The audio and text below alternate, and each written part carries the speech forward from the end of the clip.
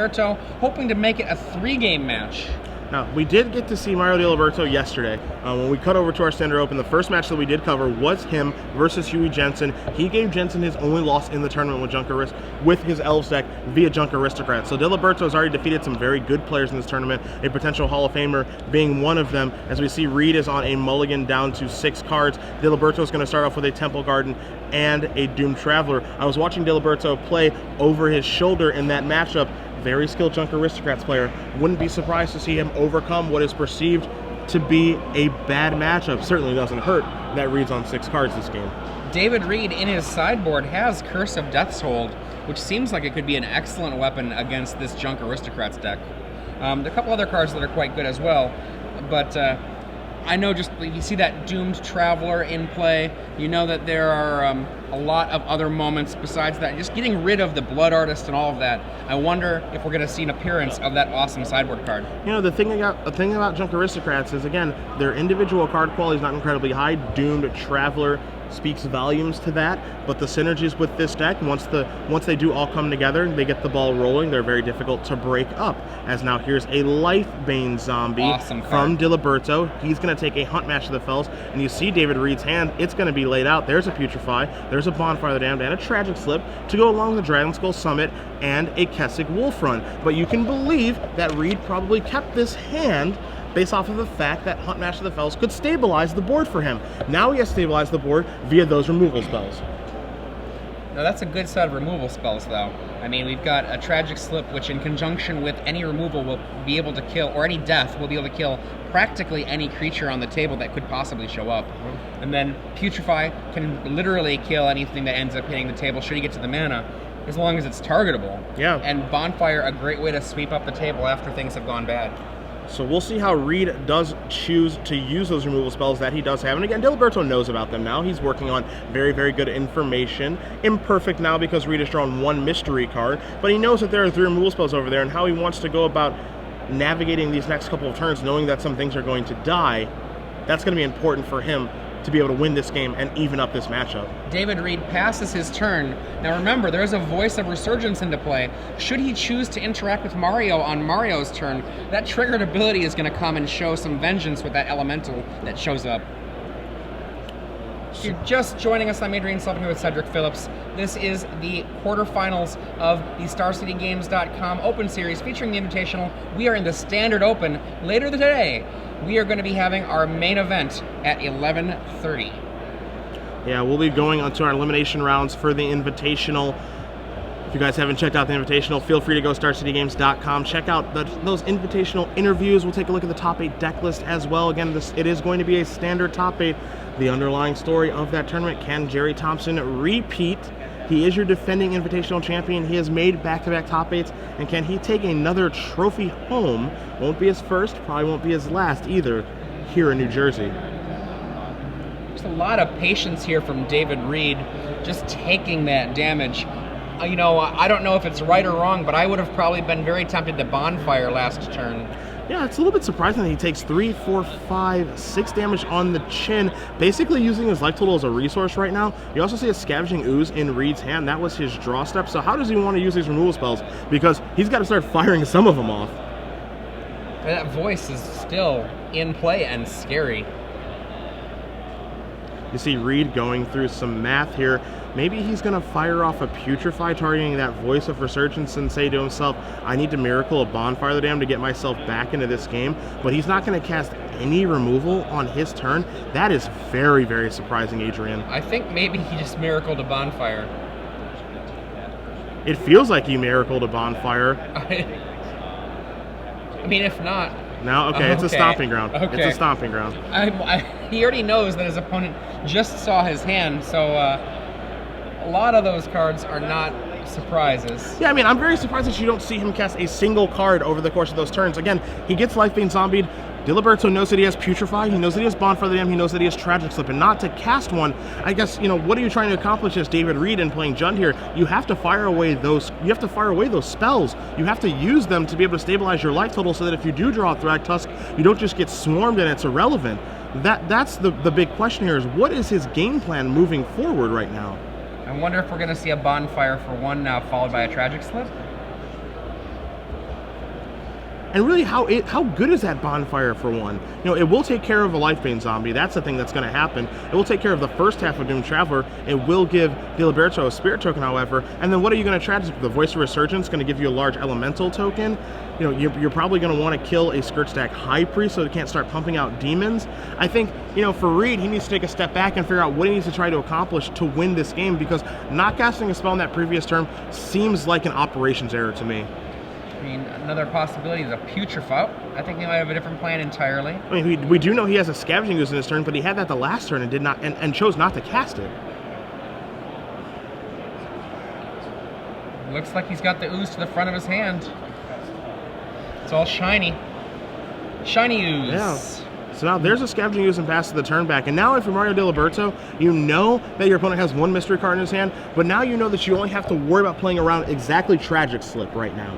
You know, potentially a second Tragic Slip, but you know that you can't cast Putrefy, you know you can't cast Bonfire the Damned right now, so you're working with some pretty good information for this turn.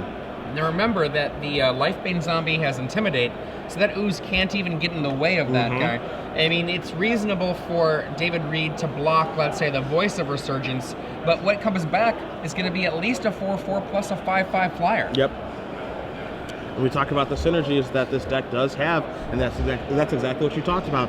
Voice of Resurgence dies, fine, comes back as a 4/4. Now you get to get an activation of Skirt Stack High Priest. That's going to be a 5/5 flyer. So now you're going to the skies and large on the ground versus a rather small Scavenging Ooze. This is exactly what Junk Aristocrats, wants to accomplish. Get those synergies, make it difficult for them to break up, and then get the enemy dead. And that's exactly what Diliberto is doing here, as he's going to go through the iterations in his head to figure out what he needs to do to shorten this game and not get top decked out via a card like Bonfire the Damned.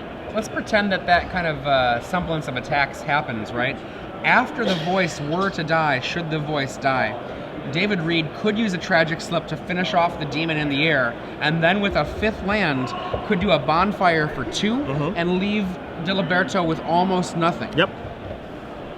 And if that's what he's planning, you know, I think it's a good strategy. I don't know if it's the best strategy. You know, again, really just some caution into the wind there of just not playing a spell on his previous turn, and now this turn playing a Scavenging Ooze, a card that he drew on his previous turn. So I'd like to believe that he does have a plan in place. Maybe it's just making Diliberto think about some things, potentially force him into overthinking the turn. Now remember, the 3 removal spells in David Reed's hand, Mario Diliberto saw them all. Yes. He knows that they're there.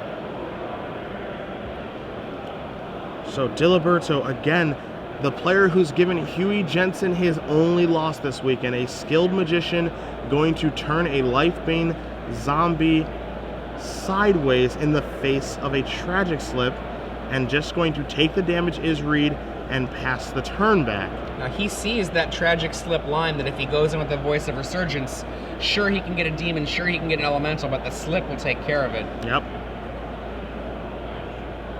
So Reed is going to draw his card. Conservative play from both sides of the board here. Kessig Wolf from the draw. At this point, I'd be ecstatic to cast a Bonfire for 2. Yeah. There's a Kessig Wolf run. I think, Adrian, we're going to see exactly what you mentioned. Oh. Or not. Undo, undo. Doing some counting. I think he might be counting, okay, well, what happens if what happens when you, on the comeback, you're going to have an elemental that's a 2/2, you're going to have a 1/1 spirit. How bad can it get for the swing back? Well, we're going to find out, Adrian, because here's a Bonfire the Damned, a card, again, that Diliberto knew about. So he knew that this could happen. And it does exactly happen right now. So X is going to equal 2 as it's placed onto the stack. See what Diliberto has? He has a Tragic Slip. So I like this play a lot. So he's going to try to slip his own creature. He's going to activate he's going to activate Skirt Stack High Priest, pump out a 5/5 token. Bonfire for 2 is going to clear up those things, but the Spirit token and the Elemental is going to be left behind. So I like this play a lot. Now a Tragic Slip to clear out that Scavenging Ooze, and that's going to do it. Beautiful play there from Mario Diliberto. So we're going to be going to a 3rd and final game between Diliberto and Reed, and you can see with plays like that how he defeated Huey Jensen and how he is in this top 8. Very tricky. That was amazing. Yes. I'm not sure if you noticed the little tiny fist bump he gave to the air. He did the play, little fist bump. He knew that that was awesome. And one of the things, he could tell what 3 spells, well, he knew what 3 spells David Reed already had. And David Reed, we talked about that turn 3 where he did not use the Bonfire of the Damned to do 1. And he was setting up for this very, very high reward situation where he would theoretically have the table almost completely clear. But what happened? Mario knew that that was a possible line, and instead of going in with, say, the Voice of Resurgence, getting a pair of huge, huge creatures, and then having that be torn up by a Tragic Slip, followed up by a Bonfire, he goes in just for the 3, and then when David Reed makes the obvious play of tap out Bonfire, he's ready and takes David Reed down with a pair of Tragic Slips. Awesome. It was really awesome magic. You can't ignore what happens when you're working with very, very good information. A card like Ataxian Probe showed that last year, where Delver players were working with very, very good information. Certainly didn't hurt that it cantripped, and it facilitated some very nice Snapcaster Mage draws, but you can't ignore what happens when you're working with incredibly good information. Mario Diliberto would not be able to make that play without Lifebane Zombie seeing the hand of David Reed. He's able to know exactly what's coming the entire time. He can play around Tragic Slip to the best of his ability, play around Putrefy the best he can, but most importantly, play around Bonfire the Damned. So that attack with that Lifebane Zombie, boy, did that look suspicious. Why only that, Mario? You've got 3 other creatures. 2 of them, if they die, who cares? Get in there, man. Get some damage in. But instead, he takes his time on his turn. He thinks things through, gets in with the Lifebane Zombie. Reed kind of shrugs, takes that damage, and Diliberto just says, all right, do your worst. I really hope you don't draw a 5th land for Bonfire, or do I? Does Tragic Slip his own guy, activates that Scourge Stack High Priest. All of a sudden, the game spirals out of control for Reed. Diliberto ties it up, and we take a look at the sideboards here for game number 3 between these players. As you know, they've already sideboarded. It looks like they're not going to go back to their boards, but you take a look at Reed's side here, Adrian, the sideboard on the screen for you. What do you think comes in here against Junk Aristocrats? Well, I was actually looking at the Junk Aristocrats on the other sideboard, so give me a moment to pull up that with the Jund. Gosh. I like Golgari Charm against a lot of those 1 toughness things that are going to be out there from Blood Artist and such. It's possible Blood Artist was sideboarded out. I also like the Curse of Death's Hold for the same kind of reasons. And then when it comes right down to it, this can be a very strong mid-range matchup. Rakdos Returns is a very strange card here because sometimes the Junk Aristocrats deck has just emptied its hand onto the table, and other times it's sandbagging some cards, and it's very powerful to be able to wipe out their hand. Yeah, I think there's a lot of different ways that Reed can go in this matchup. I like Golgari Charm quite a bit. He does have quite a few options at his disposal. I think Pillar of Flame is the easiest one to sideboard in. Of course, he's dealing with a deck that does have Voice of Resurgence and Scourge Stack High Priest, and now he also knows that Lifebane Zombie's in. So I will be surprised if that's not in. As far as on the Mario Diliberto side, we already know that he's brought in Lifebane Zombie, and after seeing in that game, definitely impressed. Only has 1 of them in his sideboard. Probably going to see that tick up to 2 or 3 copies in sideboards in the coming weeks. A card like Sin Collector, wouldn't be surprised to see that come in. Same thing can be said for Appetite for Brains. So those are just a few options at his disposal for this 3rd and final game between Junk Aristocrats and Jund. Whoever wins this match will be playing against Chad Castle and his Jund deck. Yeah, one thing to note, we have a word from the floor. Kian Naran, our number 1 seed, has defeated Robert Brown. That means Jund has won 2-1 over Bant Hexproof. So we see 2 Jund decks making it through. Will there be a 3rd for Kian Naran? You're going to be playing against potential Hall of Famer Huey Jensen and his crazy mono green Elves deck. See how Huey feels about that matchup. That'll be our on-camera matchup next round. But as we see David Reed taking a look at a mulligan here to at least 6 cards. We'll take a look at Mario Diliberto's sideboard on the screen, yet again of 2 Deathrite Shaman, a Lifebane Zombie, 2 Sin Collector, War Priest of Thune, 3 Abrupt Decay, and the Resolve Charm, 2 Rave Revelation, 2 Appetite for Brains, and a Singleton Duress. Again, I really like Appetite for Brains in this matchup. I really like that Singleton Lifebane Zombie and those 2 Sin Collectors. I like all of those cards you mentioned. I even like the Duress a little bit. I know in speaking to some other Jund players, including recent PTQ winner Adam Jansen, who won our Legacy Legacy Open in Milwaukee. He says Duress is very good. If you take the Farseek out of his hand, sometimes his deck collapses, and I can't believe that that would be any less true for David Reed here. Unfortunately, though, when you're a deck like Junk Aristocrats, which has a lot of interacting parts, the more that you sideboard your deck, you run the risk of becoming not the deck you want to be. So he can't go too far into his sideboard without being a little less Junk Aristocrat-y and a little bit too, perhaps, Rocky/Junky rather than Junk Aristocrat. So I do really like, specifically, the Sin Collector as an alternate version of Duress, because at least you've got a body, and that body can really interact with cards like your Skursdog High Priest.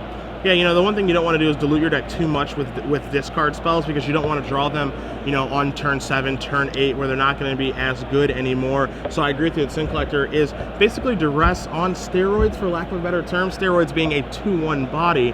But, you know, it's better than not a 2-1 body in this matchup because, as you mentioned, having that body out there does let you interact with some certain cards. Now, it does also open you up to getting hit by some removal as well, but at the end of the day, I think having a 2-1 body is more important than the mana efficiency of a Duress. Now, if you remember from yesterday, Mario Diliberto's win over William Jensen, we already saw this last game, Game 2 versus David Reed. Mario really knows how to play this deck. He's played it quite a bit, and he's made some inspired plays. One of the inspired plays he made yesterday, he would have lost to William Jensen had he not realized how exactly to pierce together the perfect damage to finish Jensen off.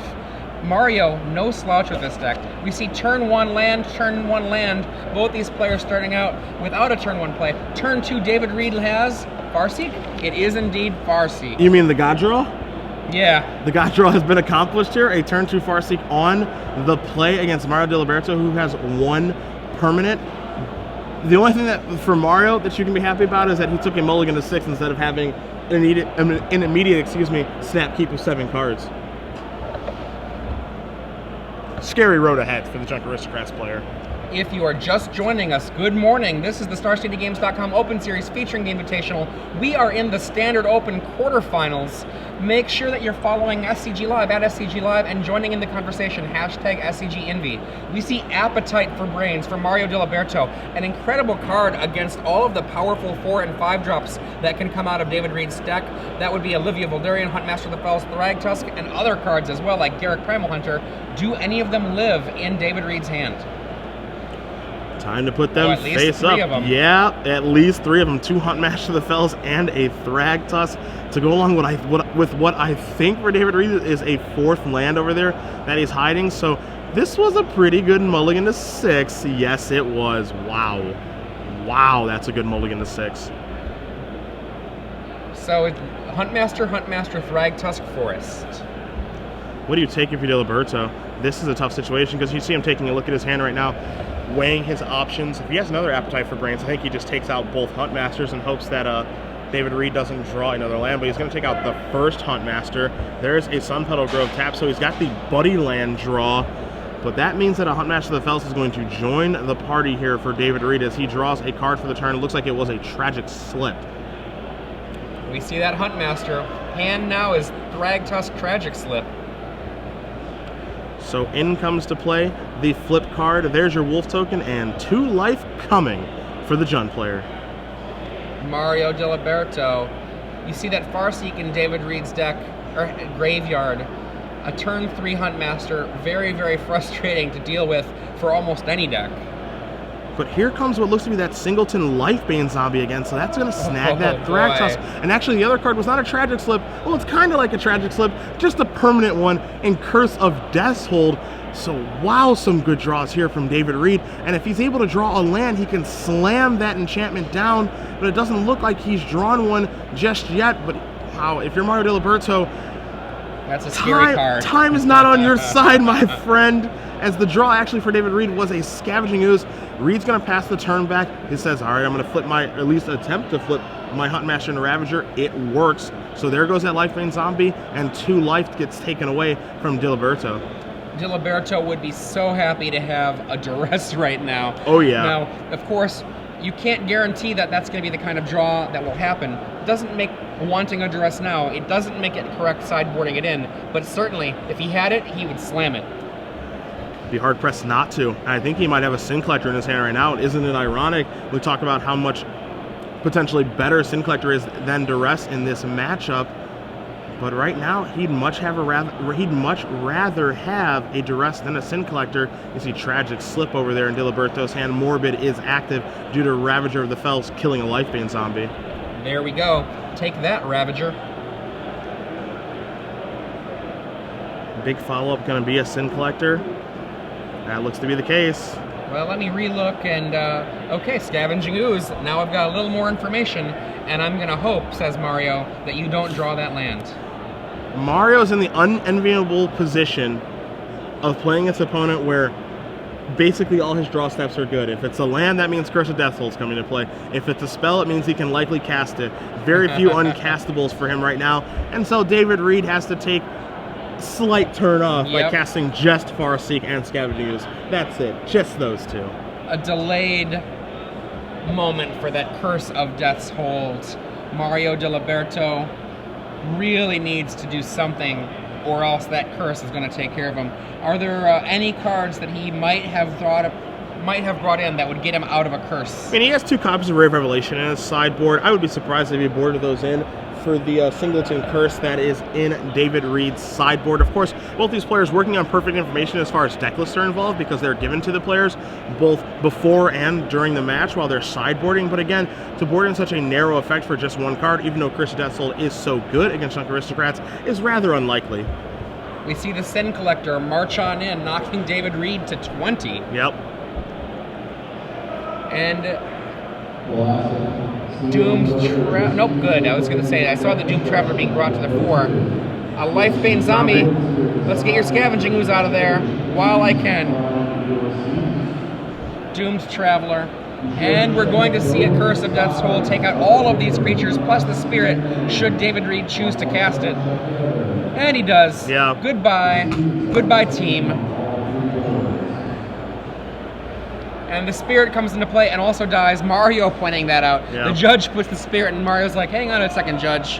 Hang on a second. Yeah, I don't think so, my friend. And again, Diliberto does have 2 Lifebane zombies in his main deck to go along with an additional one in his sideboard. So as good as that card can be, it looks like it's on Verils to grow very large and try to get this game over with. It's on you, my friend! It makes a lot more sense now that he put the Doomed Traveler that he knew that was going to die into play. Totally. Why? He can immediately put the that token from the Doomed Traveler onto the Varolz using Varolz' ability. Yeah, Varolz right now, simply a 2-2. Starts off as a 2-2 and has a +1/+1 counter, but Curse of Death Soul is going to make it a 2-2, so that's why you see that Wolf token come into play. Here is Diliberto's plan. Please don't draw a removal spell. Please don't draw a removal spell. Oh, and now Lord. Scavenging Ooze is going to make the Varolz much, much worse. Wow, what a draw from David Reed, counteracting everything that Varolz was trying to accomplish. What a beating. That was just devastating for Mario.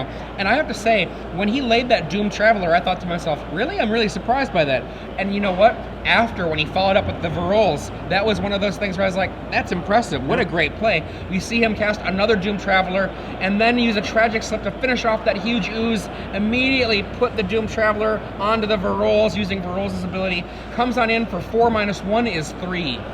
So, right now, it is Varolz or bust.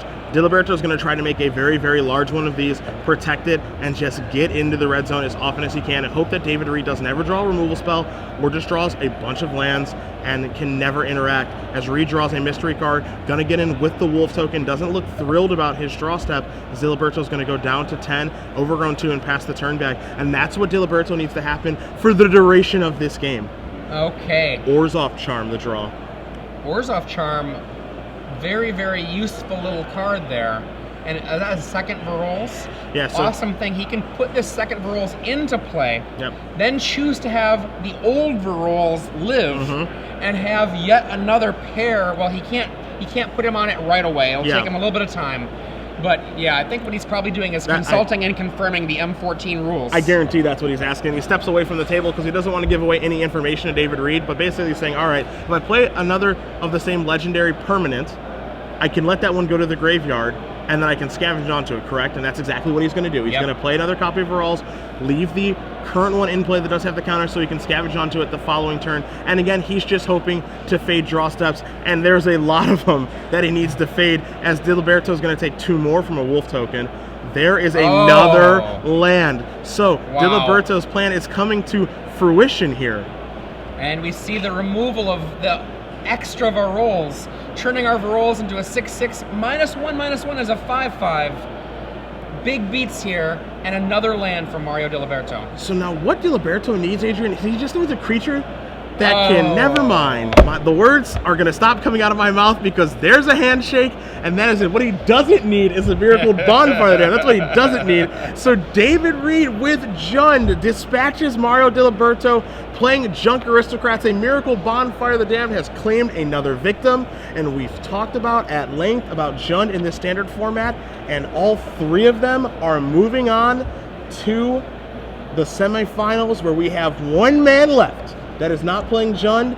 He's our only hope.